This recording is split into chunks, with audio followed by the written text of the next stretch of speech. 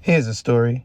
3 weeks before your childhood friend becomes a famous singer, she's sitting in your house, picks up a gun, and shoots your brother in the neck. You immediately rush to close the bullet hole with your finger while she runs outside. He's rushed to the hospital where doctors say he is now a paraplegic and will never walk again. Your childhood friend rises to fame, and after a couple of days in jail, you help her get out. And then she never speaks to you again. Trappin Anonymous. She thought it was funny to like move back and just pull the trigger, and the gun just went off and shot my brother, and it like entered his esophagus. But because he was kind of tilted over when it exit, it touched his spine, which left my brother paralyzed today. What's good? My name is Chris Dowds. This is Trappin Anonymous. Welcome back. Welcome back. Shout out to everybody that's helped keeping the movement moving and just keeping us viral, keeping us, doing what we're doing for the culture. I just want to always thank my listeners, my supporters. I get your messages, I get your DMs, and lately it's just been an overwhelming sense of support that I've been getting from you all, and I really appreciate that. I want to build out a community for us. Once I figure out the details for us to talk, maybe ask some follow-up questions if y'all want to speak to other guests, and maybe bring some more content back. But we're going to create a space for Trappin Anonymous community for the individuals that, really, really, really want to tap into our content other than the comment section. Also, if you have a story, please, please, please hit my DM. I do answer my DMs. That's how we get all of the stories here. So just write me. I will write you back. I know sometimes you have to give me a couple days, but we will make sure that everyone is heard to the best of my ability. Do remember that the stories that you hear reflect real life. They're to inform, educate, and keep your little homie off the streets. My name is Chris Dowds. This is Trappin Anonymous. Let's get it. How are you? Hello. So let's start with your name and why you think your story is important. My name is Narissa. I go by Nari Millz. And my story is important because I want people to know the danger of playing with guns, and also how sneaky this industry could really get too. Okay. Let's jump right into it. Take me to the day everything went down. So first of all, my brother, his name is Troy. He go by Young God. He was working with an artist that we grew up with. She go by Melly. And it was around my birthday, which is in February. And Melly was going through a little depression. She goes through that a lot. And I think that when she goes through her depression, her and my brother tend to like kind of grasp like to each other and work together a lot on music. He manages her. So that day he brought her from New York City to Pennsylvania, which is where I reside. And they came to surprise me. So we were going to work on music. I was excited at first because, I haven't seen her in a while. And we were like sisters at that time. So I was excited. We decided to hang out and work on music. I had a song for her to record. We was working on that. It was me, her, my little brother, because he's younger than me. And we were sipping on something called Gasolina, which is like some fruit drinks, by the way. Like, people thought it was gasoline because they never heard of it. It's something that they only sell in Puerto Rico, and we had brought it back from Puerto Rico. So it's called Gasoline, Gasolina. Daddy Yankee mentioned it. I don't know if y'all heard. Gasolina. Yeah, my Gasolina. So we was drinking that. It wasn't gasoline, just to clear the air. And of course, smoking or whatever. And my brother and me, of course, like I said, we reside in Pennsylvania. That's a gun license state. So I have a gun license. I have a gun. My brother also had his license and have a gun as well. And that day he happened to have his gun with him when they came to visit me. And so in the midst of us just doing music and hanging, his gun was like on the floor, and he was like sitting across from Melly on the bed. I was sitting next to him. She was sitting on the floor across from us. It's a very small room, so being across from each other is like how me and you kind of are right now, except she's on the floor, so she's lower than us. And I don't know, that day Melly was singing and she grabbed the gun from off the floor. And my brother, he's not like a heavy smoker at this time, so he's kind of like just like dozing off. He's a little tired, and he was just like, he's at this time he's tired of hearing us like repeat the same songs over.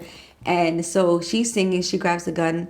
I tell her, like, you know, put the gun down, like don't play with that. But at the same time, I didn't really stand on it like as strong as I should have. Maybe I said it and I kind of just assumed she would put it down, and I kept listening to the music and looking at the television or whatever we was watching. And she didn't put the gun down. So there was one in the chamber at the time, and the clip was not in the gun, but there was one in the chamber. When my brother heard me say like, put the gun down, stop playing with the gun, he kind of like focused more on like what was going on and try to like grab the gun from her, like, no, don't play with that, give me that. And when he went to lean over, she thought it was funny to like move back and just pull the trigger, and the gun just went off and shot my brother, and it like entered his esophagus. But because he was kind of tilted over, when it exit, it touched his spine, which left my brother paralyzed today.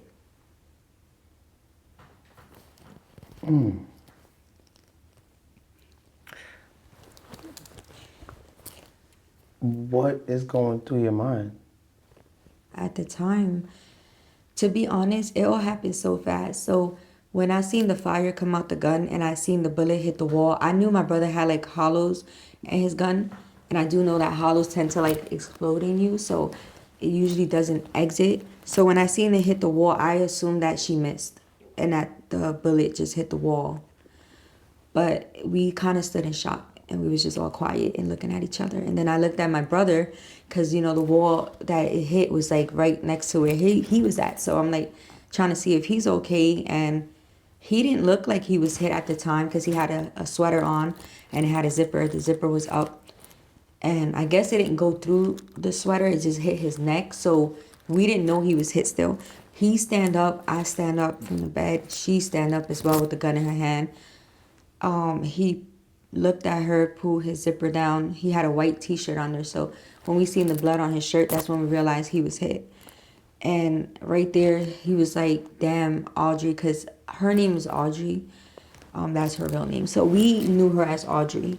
Everyone else know her as Melly.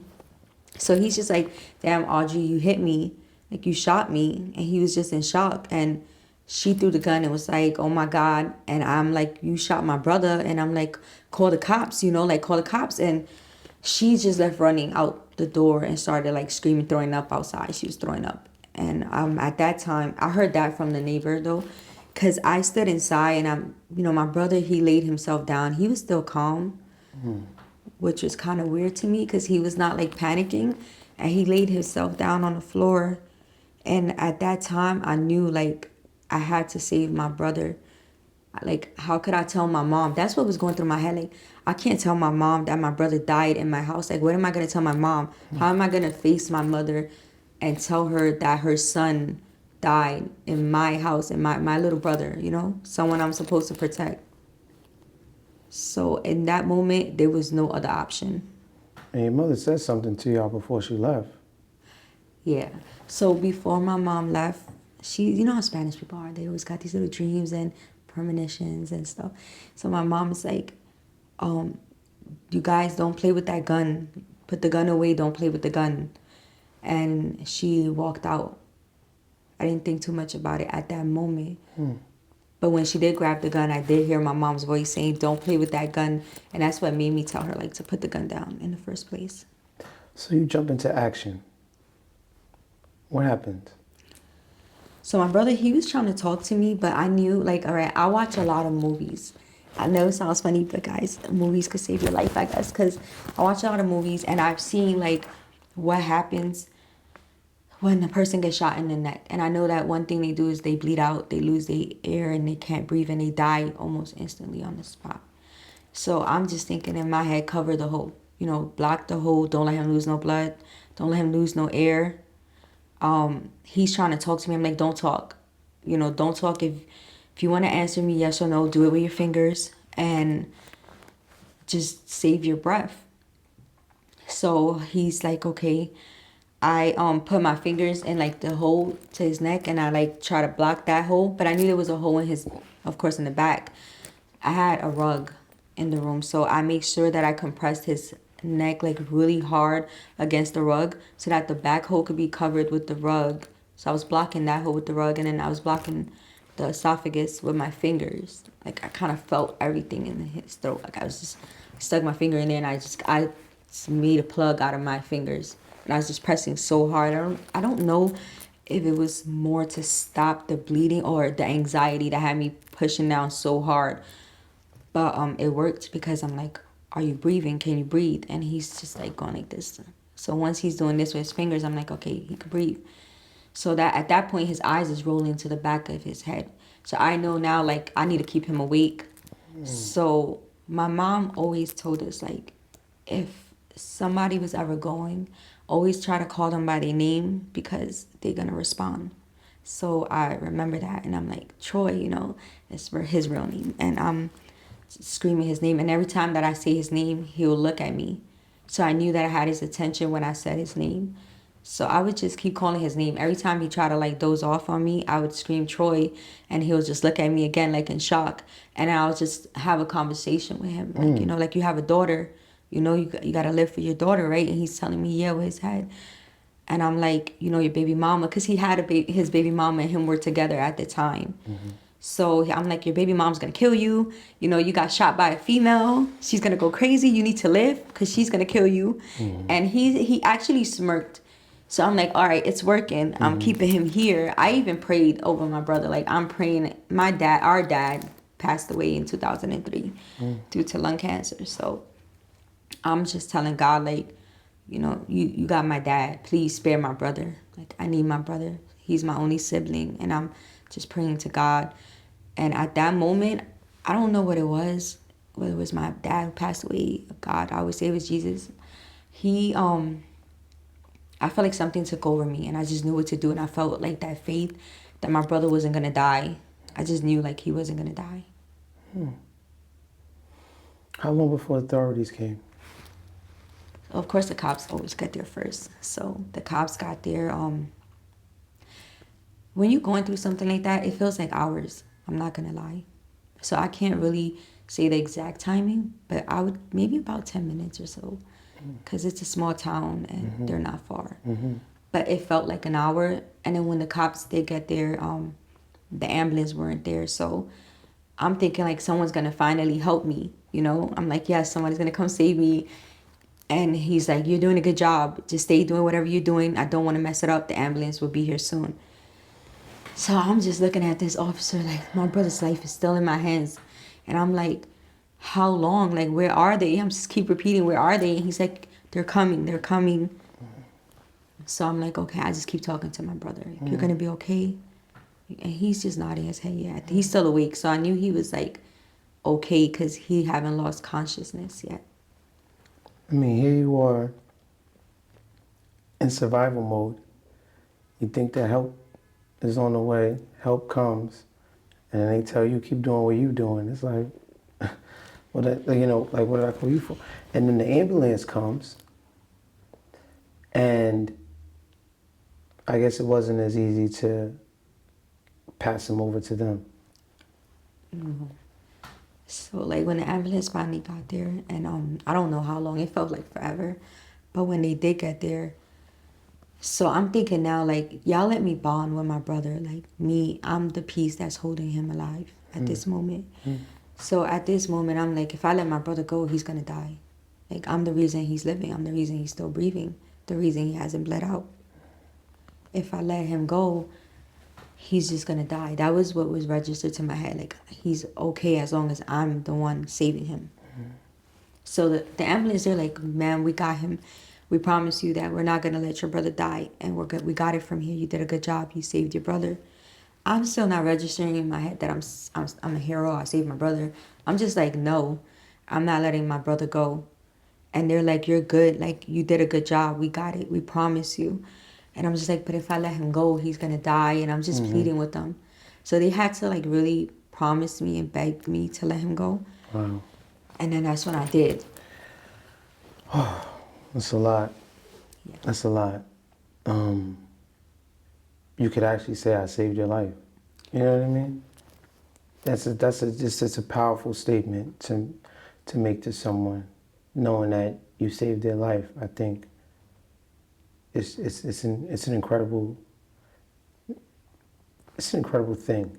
It's an incredible thing. Not only, I think it's also like an incredible weight to have.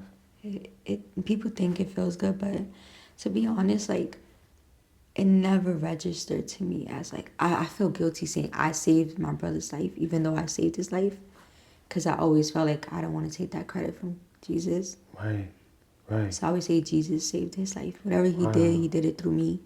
That's an amazing answer. Yeah, it's so hard for me to still even say like I saved your life, because that'd be arrogant. Like, Jesus was there. If it wasn't him, then who? Amen. Amen. I guess my next question is, how do you pull a trigger by mistake? So that's the $1 million question. That's what everybody wants to know. Was it like an accidental discharge? Was it like... No. So she pulled the trigger. It didn't just go off. She pulled the trigger. Why would you pull a trigger and point a gun at someone is something I would never understand. It's something that, it's the reason I'm telling my story as well, because, I mean, and I don't want to take this story because this is my brother's story, but I lived this. And I just feel like a lot of people should know, like, you know, guns is not something to play around with, and triggers are not meant to be pulled unless you mean to pull that trigger and your life is in danger. And I just feel like because I know that, I don't ever understand why she pulled the trigger. But I know that she pulled the trigger and it didn't accidentally go off. And it felt weird because she was talking about shooting people that day. She was talking about the devil that day. So it was kind of weird to me. Like, I couldn't, at that moment, I didn't see those things because I was just worrying about my brother's life. But then afterwards, I'm like, why was you talking about the devil? Like, why was you talking about shooting people and guns and how you felt like shooting someone that day? Why would you talk about that right before playing with a gun and pulling a trigger? Yeah, you just can't help but put your mind and I'm just so curious. It's wild. It's wild. You know, some triggers are weighted, but regardless, it's just something you have to do. Right. Do you feel like she pulled the trigger on purpose? Of course.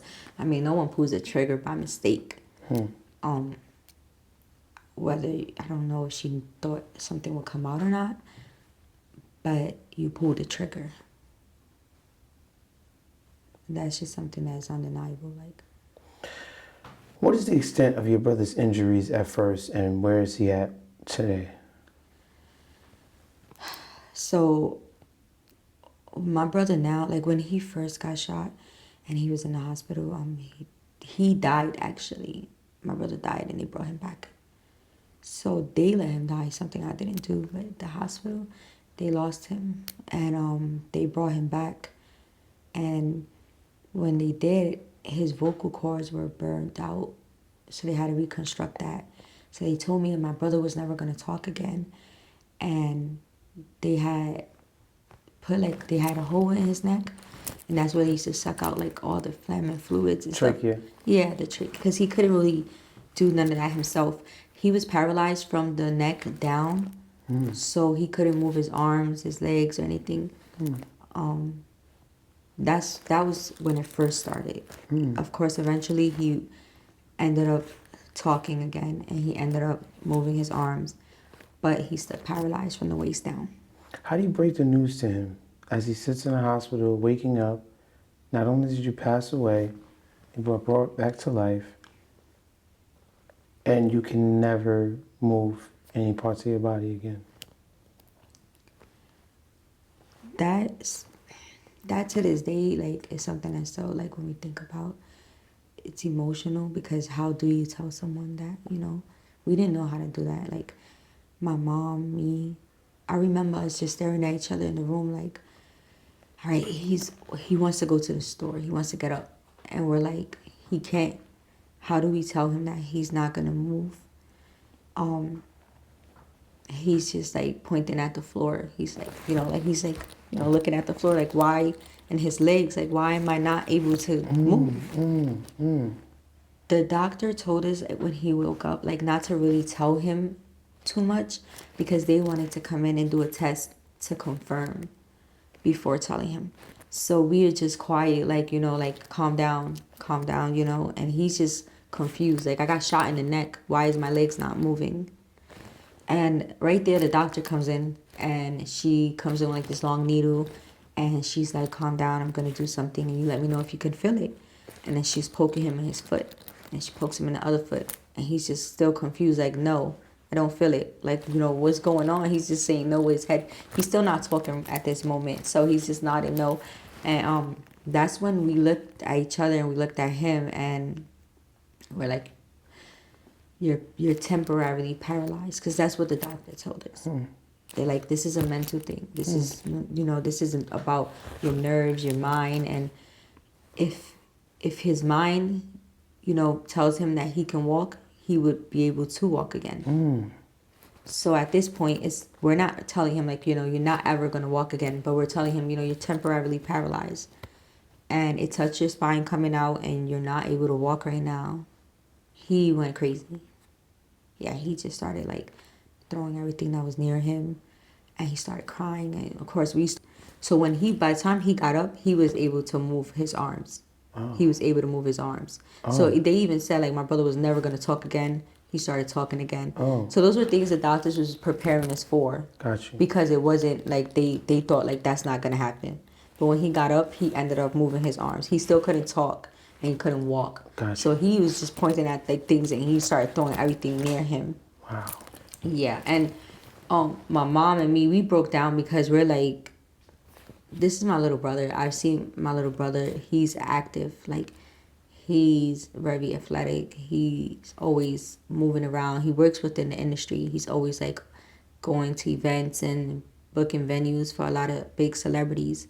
So we knew how he was going to hurt. I seen him with A-list celebrities. He wasn't just like, your average producer in the hood. Like, this was a guy with connections. He could make things happen. And he did. Yeah. And he did for Melly. But after this tragedy, it was kind of hard for him. Yeah, my brother worked with a lot of people. Little Dirk, A Boogie goes by artist now. Jada Kiss. So Fat Joe, the whole Terror Squad, to be honest. He worked with a lot of people, and to be honest, a lot of I want to shout out Terror Squad.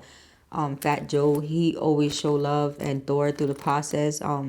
Artists, A Boogie, like he kept my brother going. Also, when my brother was recovering, so yeah, they kept their loyalty. And they made him feel, if anything, I think when he thought it was over for him, they kind of made him feel like, we're here, bro. We got you and you're going to be good. We're still doing this. So that gave him a lot of hope. But up until a certain point, right? Because we spoke about it and you just expressed that you felt like your brother became a different person. Definitely. Yeah. He became bitter. Angry.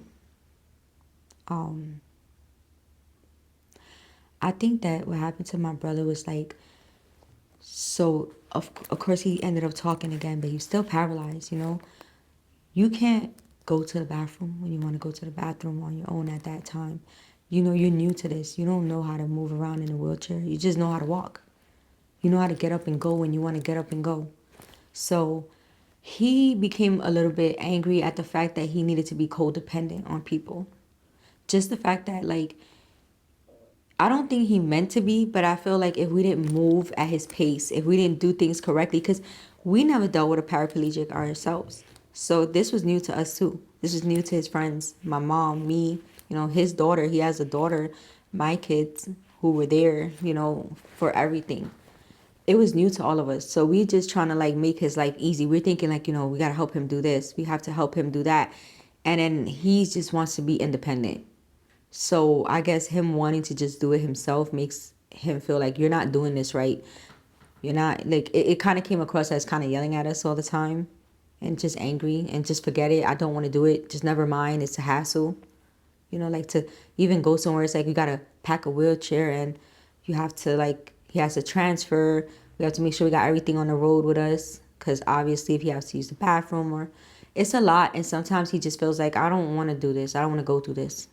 I don't want to put nobody through this no more. Like, just leave me alone. I mean, full transparency, if you tell me you're saving my life, but I'm gonna be a paraplegic, let me go. That's his mentality. Nobody wants to live like that. Especially not somebody that's moving and shaking, popular in the industry, has all these connects. And then you have to watch the person that did this to you go on to be successful. Okay. How much after the shooting did Audrey become Melly? So Audrey became, or Melly, after the shooting, maybe like weeks. It was probably like not even, it wasn't even a month. It was like 3 weeks or so. She got signed. Yeah. So in them 3 weeks, she was suicidal or I'm traumatized, I'm this, I'm that. But at the same time, it's like, are you going to come with me to LA? Are we going to come? I'm going to have to relocate. Are you going to come with me so we could do this? And I'm like, my brother's paralyzed, you know? Like, how am I going to leave my brother to go to LA with you? So it's kind of weird, you know? Absolutely. I understand. I understand.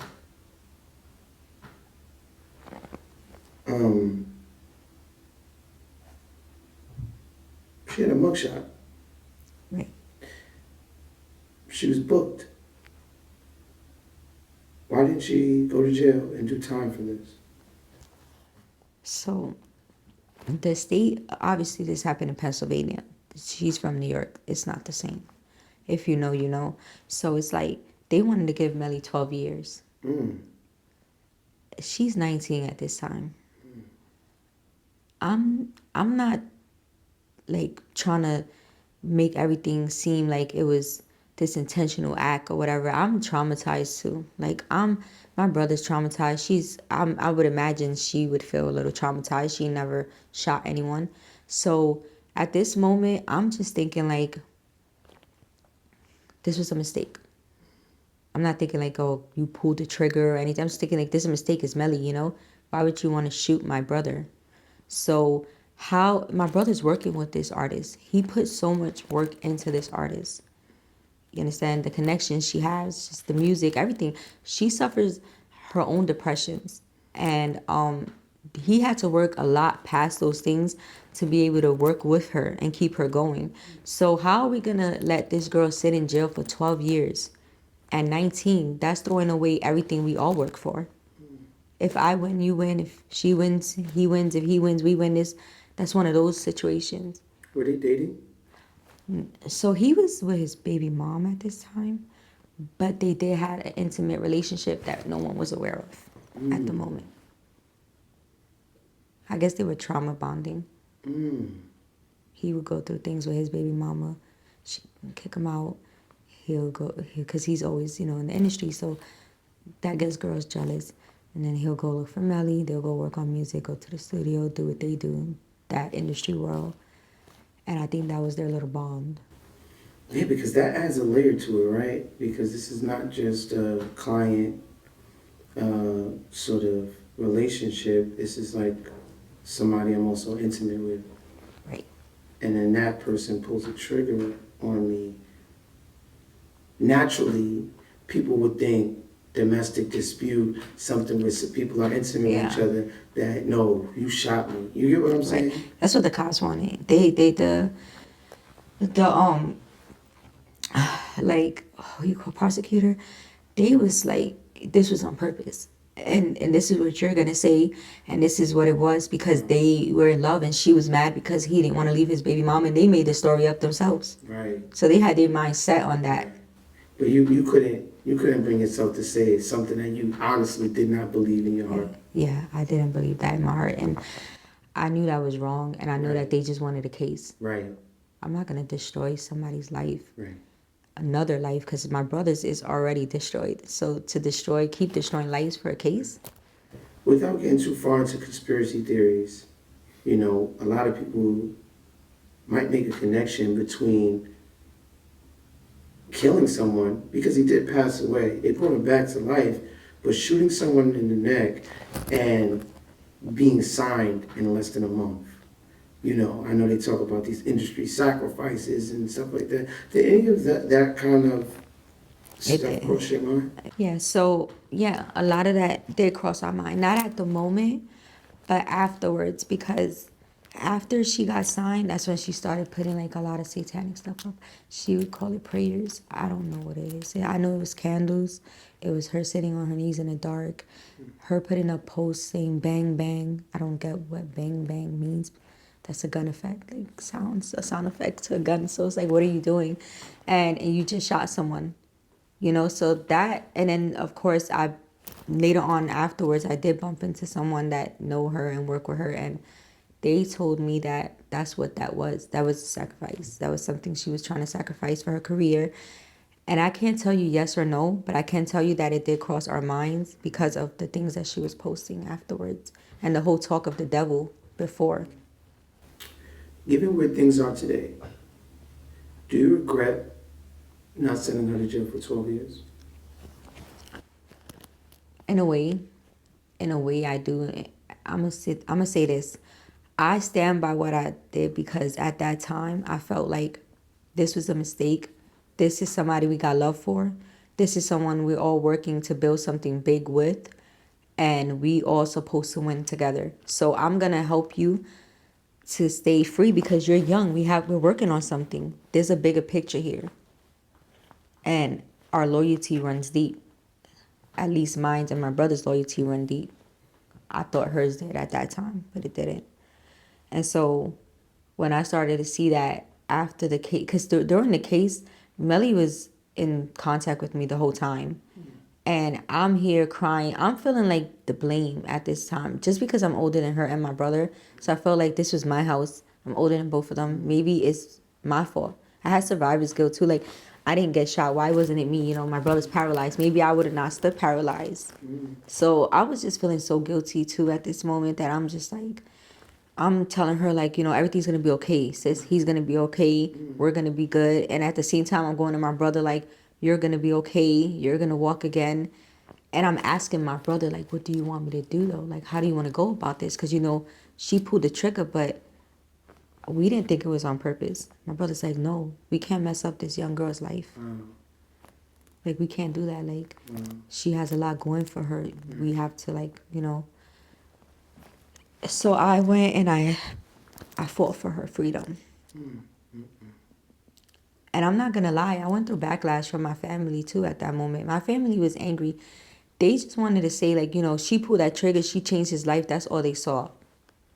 That's all my family wanted to see. She did this. She should pay for this. And I had to fight and go against a lot of my family members. So it was very hard for me because I'm like, I was there. I lived this. I seen what happened. I didn't see them argue, it wasn't no fight. It wasn't, I'm going to kill you. This couldn't have been on purpose, How can I do this and say this is on purpose? Y'all was supposed to be a part of a master plan. Y'all was supposed to be a part of the team. Producers, songwriter, She never took y'all with her. When she got signed, she didn't say, well, here's an opportunity for all of us to win. You guys can help me out of that situation. Let me put y'all on. Here's a role that I could get you in. Anything like that? So that's where I was heading to. Like, so after that, after the case was done, that they said, okay, so we fought for her freedom. We're going to give you 12 months probation. 12 months probation. I'm like, okay, we're thinking like, all right, we're going to work on my brother. We're not thinking about music. I'm not. At least I'm not. I'm not thinking about, oh, put me on. But even now, like, no. After the case was over, Melly said that it wasn't healthy for her. Her team said it wasn't healthy for her to really communicate too much because it wasn't good for her mental health at this moment. So she needed to distance herself for the moment for herself and her career. Not to mention, she never really was reaching out to my brother. It was me. So she cut the contact off through me. She related that message. Because she never once talked to my brother, apologized, or called him personally. As soon as she was in the clear. It was like it wasn't healthy for her anymore. It was about her mental health. And then she went about it doing her own little interviews and songs about the whole situation, gaining her own clout. What is it like watching her rise in the industry, knowing that not only did you help her write songs, did you come up with this whole scheme for her to make it, and then you are X'd out of that completely. Now you have nothing to do with it. How are you watching this person blow up? She's doing songs with A Boogie. She's getting with Tory Lanez. She's Yeah, so business is business in this industry. That's one of the things I wanted to let people know. Like, this industry could get really dark, and it's about business at the end of the day. So it was hard to see a lot of people that we are close to work with her. It was really hard, but we understand the business part of it. We understand that there's a team, labels, there's people behind people, and one person can't just mess it up for the whole team because of whatever personal things they got going on. So I get that they still worked with that. There was no hard feelings towards that. However, it was hard because I'm sitting here dealing with my brother feeling like he's suicidal at the moment. He's crying. He can't be the father he want to be. He can't be the man he wants to be. The person that he was before, working with everyone he worked with and making the money he want to make. So I'm walking. I remember going to like Fordham Road and seeing Melly on a bus. Her face is on a billboard in Harlem. It's on the bus that's passing by. I'm going in the clothing store and I hear it on the speaker, hit my line with A Boogie, and it's just like she's everywhere.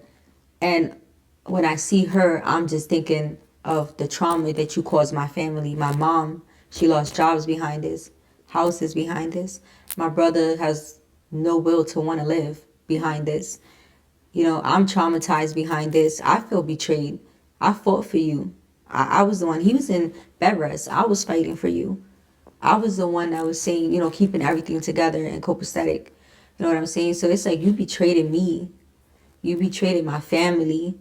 And then I have to see your face every day. That was horrible. Like, to be honest, that was just reliving that trauma over and over. It was just anger at that moment. It was anger, and it wasn't hating on you because we wanted you to win. We was the one that pushed you to get to where you were at the moment. So that's not something we, ever not wanted for her.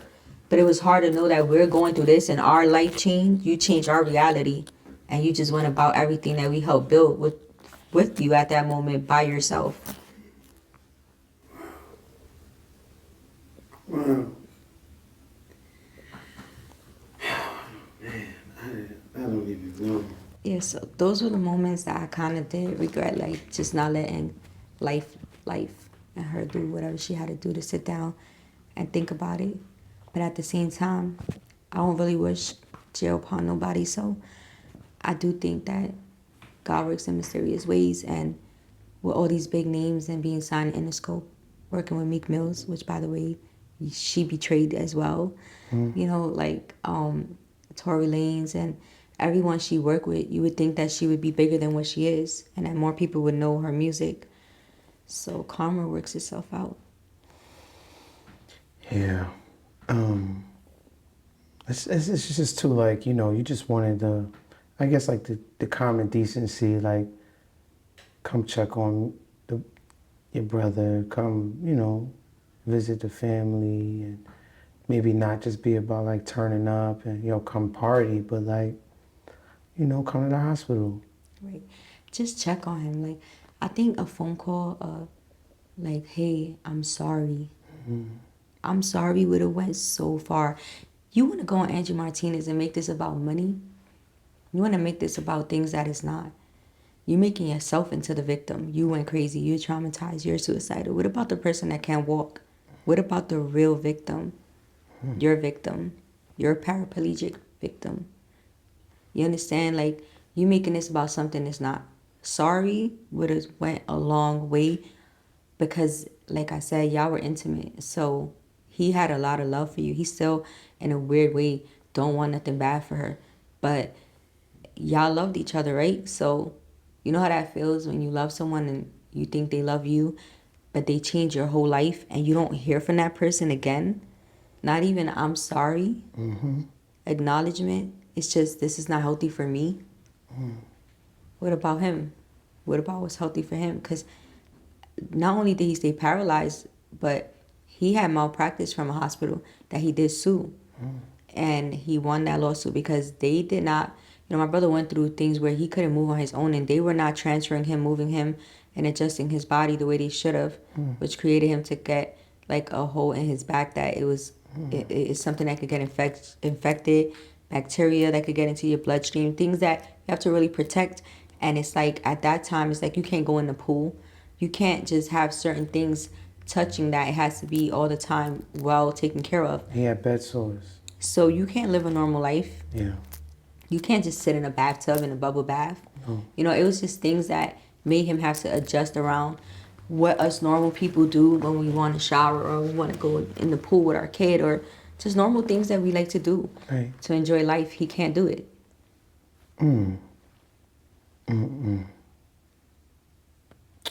This is heartbreaking.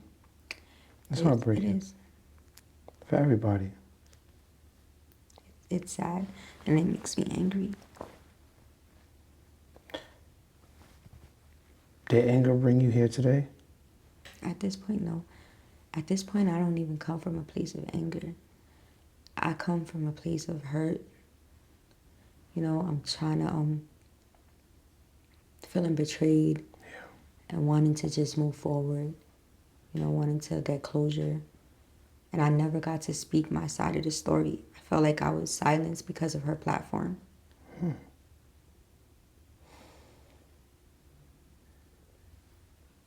Oh, I hope that we can help with, just getting the story out and your voice heard. Y'all sued Melly and won. Can you speak about the case? I don't want to get into too many details about the case, but it's not really ongoing at this moment.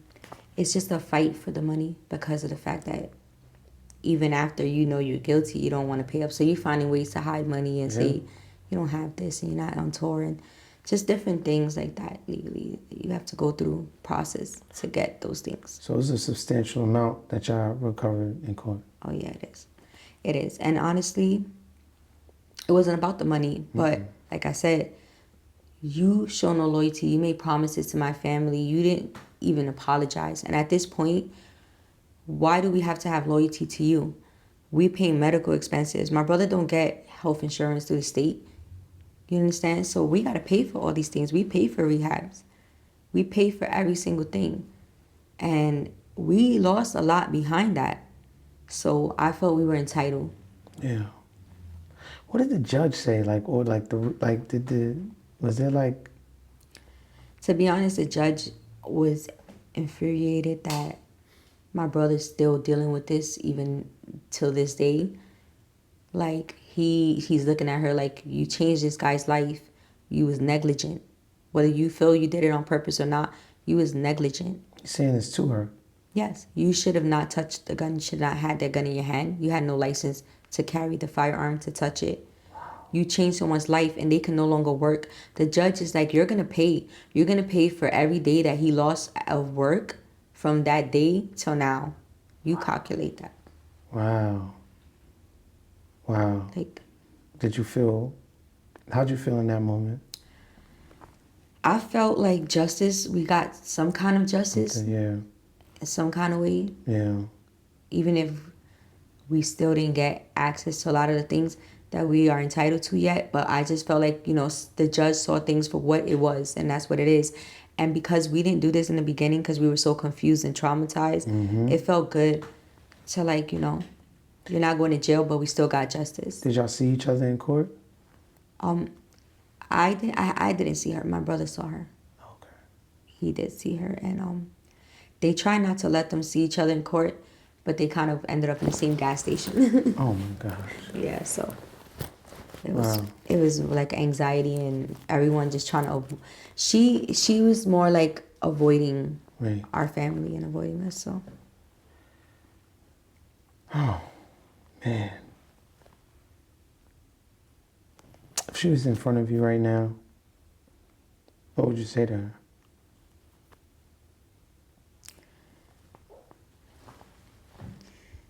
I think I would only ask her like why, why did you not, say sorry? Why couldn't you say sorry? Why couldn't you reach out? Grab and say the loyalty. I believed in her, so when she wanted to give up on music, I kept her going.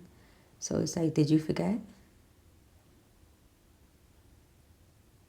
It's like I thought you go on this interview and you say we like sisters, but where? I don't feel that. You say that you shot someone you really love, but couldn't say sorry. The case is over, so why? Like you can't talk now? I don't get it. What's something you would tell your younger self? Not to be so naive and trust in people and so quick to like, I feel like I'm quick to trust in people and believe in them. And that's why I'm so disappointed when they don't turn out who I think they are. What do you want to happen to her? I want my brother to just get that closure because he did so much for you. You didn't acknowledge him. Right. You went on in this industry and forgot who brought you there. Like really to her, I don't wish bad upon Melly. I don't at all. Like I don't want nothing bad to happen to her at all. I just want closure for my brother and justice for him and for her to just understand that she changed my whole family's life. You changed my brother's life drastically. Someone who cared for you, like, Yeah. just acknowledge it. What's next for you? Songwriter, things for you in the industry. I know you've done a lot of projects. You've done a lot of work in the industry yourself. What's next for you? So right now, I'm working on music myself. Mm-hmm. I should be dropping music around Thanksgiving because I do have an artist that I'm managing and I'm kind of focusing on his music right now. And of course, my brother, Young God, he brought him to me. He discovered this artist and brought him to me. I started managing him myself. And I just want people to check him out. He's a fire artist. We have a lot of songs out on major platforms. And I'm excited to work with this artist because I see potential like I saw in Melly. And obviously, I have an ear for those things. So I do see a lot of potential. And I feel like we're going to go big and just move forward. His name is PMG Pyro. I want you guys to look him up. He got a new song out. By the way, I filmed the video to his new song. It's called They Believe in Me. Mm-hmm. So yeah, PMG Pyro, go look him up. That's what I'm working on right now. Good. And just working with my brother, Young God. Again, look him up too, Young God on Instagram. He's still doing what he do. Put him out. Yeah, we'll be sure to for the most part. Tag and let people be able to support him and you. I think. Yeah, show him some love. Yeah. He's a very, very good person to work with. Mm-hmm. And he does have a lot of his connections and he is a humble person, and I would just like everybody to support him. Again, he's Young God, and he's just a very awesome person to get to know. So y'all get to know him for yourself. How long ago was this? To be honest, this is about maybe like 6 years now or something. 6 years. Yeah. And the story is very public. Y'all could look it up. It's on Google. But it just baffles me that you're now talking about it 6 years later, A lot of people probably would have used this for clout or a way to put out music or a way to put out a project and stuff like that. This is 6 years ago. You got so much time to sort of capitalize on the trauma, you know what I mean? Because that's what I would think that a lot of people would assume. I think so. I think a lot of people do that nowadays. They run with clout. Like for clout, they run with whatever they're going through. But when you really live in trauma, you don't have time to look for clout. Like, this is not a game. This is your reality. You ain't lying. And at that time, I was so traumatized. I couldn't get through a story without crying. I would get choked up and cry, and it was real for me. It wasn't something that was just like, I couldn't even focus on music, to be honest. I just was focusing on my family, my brother, and the situation we had at hand. So it was never a clout move for me. It took a lot for me to get out of that dark place and say, you know what, focus on your music because that's what makes you happy. It's what makes your brother happy. You know, he always feels like he's more motivated when we're talking about projects and stuff that we're doing. So I'm out of that dark spot and now I want to promote it. This is Trappin Anonymous. My name is Christels. Let's get it. Thank you. Thank you. Thank you. Thank you. I'm like, I got through it. That's over.